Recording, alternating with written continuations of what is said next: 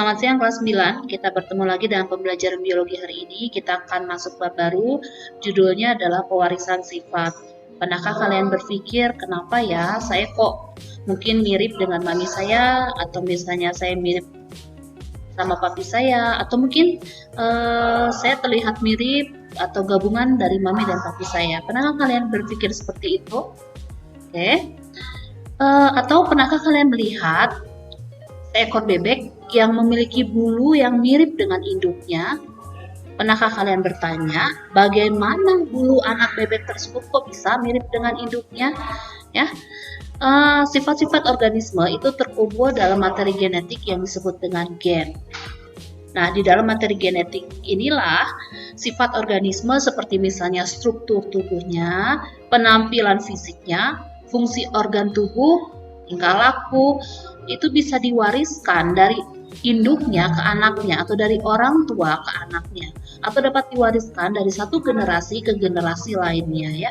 Tetapi bagaimana caranya sifat-sifat organisme yang terdapat di dalam materi genetik itu dapat diwariskan? Nah, di bab ini kita akan bahas tentang hal tersebut. Tapi sebelumnya kalian tolong perhatikan, ini adalah gambar perbedaan antara kromosom, DNA, dan gen ya. Jadi kalau kalian ingat waktu dulu kalian di kelas 7 kalian belajar tentang organisasi kehidupan. Satuan terkecil dari organisasi kehidupan adalah sel. Nah, di dalam setiap tubuh kita, makhluk hidup, ada sel. Di dalam sel tersebut ada inti sel atau yang disebut dengan nukleus. Di dalam inti sel, ya, ini nukleus. Di dalam inti sel ini, jika dilihat lebih dalam lagi, terdapat yang disebut dengan kromosom. Penampakannya seperti ini anak-anak ya. Nah, kromosom ini kalau diuraikan terdiri atas pita DNA. Panjang sekali ya. Nah, pita DNA ini kalau diambil satu bagian, itu terdiri atas gen. Jadi kalian bisa lihat ya bedanya antara kromosom, DNA, dan gen. Ya. Semuanya, kromosom, DNA, dan gen itu adalah penentu sifat dari induknya atau yang membawa sifat yang diturunkan dari induk kepada anaknya.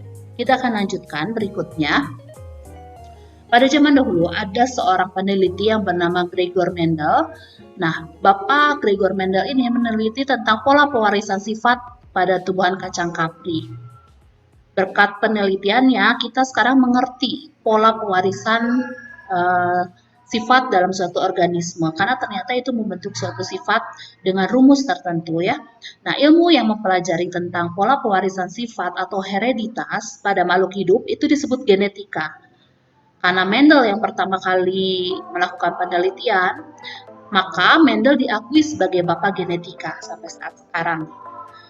Kenapa Mendel memilih tanaman kacang kapri atau Pisum sativum sebagai objek penelitiannya? Karena ada beberapa kelebihan. Di antaranya yang pertama adalah kacang ini bisa menghasilkan banyak keturunan, kemudian daur hidupnya juga pendek, mudah juga melakukan penyerbukan, dan punya sifat-sifat beda yang mencolok dari satu generasi ke generasi berikutnya.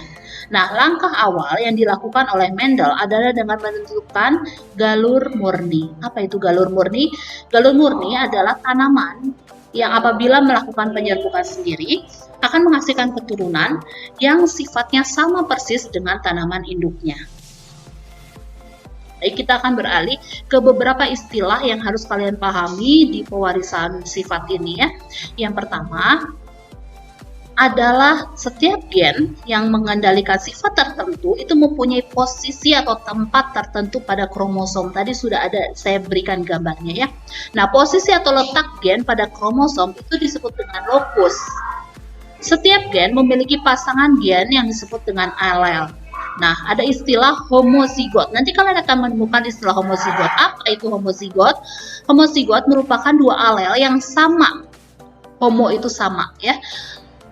Contohnya, nanti kita akan menggunakan simbol tertentu ya. Simbol ini merupakan ketentuan internasional.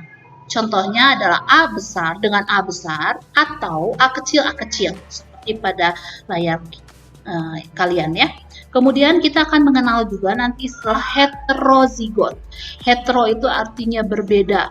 Berarti dua alel yang berbeda yang terdapat pada satu lokus. Misalnya adalah A besar, A kecil. Seperti ini ya. Oke.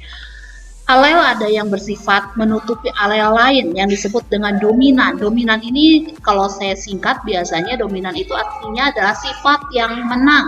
Dia tampak dari penampilan fisiknya ya. Sedangkan alel yang ditutupi oleh alel lain itu disebut dengan resesif atau sifat yang kalah. Ya, dia tidak terekspresi, tidak terlihat, tapi dia ada. Itu disebut dengan resesif. Ada juga perpaduan antara kedua sifat menang dan kalah disebut dengan intermediate.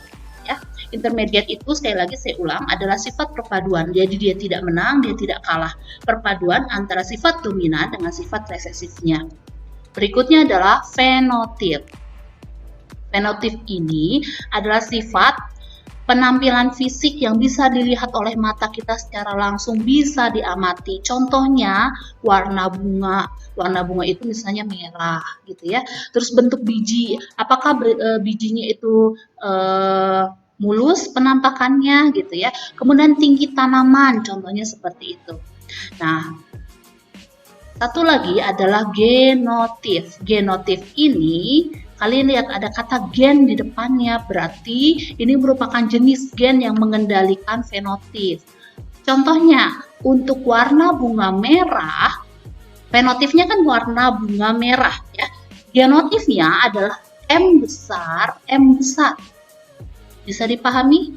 Oke, saya ulang sekali lagi. Misalnya untuk tinggi tanaman, tanaman itu tinggi, maka genotipnya T besar, T besar. Ya, oke. Kita akan lanjutkan lagi. Sebelum kita masuk ke pembahasan yang selanjutnya, saya mau kita sedikit bermain dulu ya. Tugas kali ini kita akan bermain. Di pertemuan sebelumnya kan saya meminta kalian untuk membaca tentang pewarisan sifat. Nah, games ini ada hubungannya dengan apa yang kalian baca. Jadi, siapa yang tidak baca, kalian mungkin akan kesulitan mengerjakan permainan hari ini ya. Karena tugas hari ini adalah kalian setelah menyaksikan video pembelajaran, kalian diminta untuk melanjutkan mengerjakan permainan, tapi bukan sembarang permainan. Permainannya ini berhubungan dengan materi yang ada di video pembelajaran biologi hari ini ya. Selamat bermain sambil belajar supaya kalian tidak jenuh. Nah, saya ingatkan saat kalian klik permainan, jangan lupa isikan nama lengkap kalian dan juga kelas. Terima kasih, Tuhan memberkati.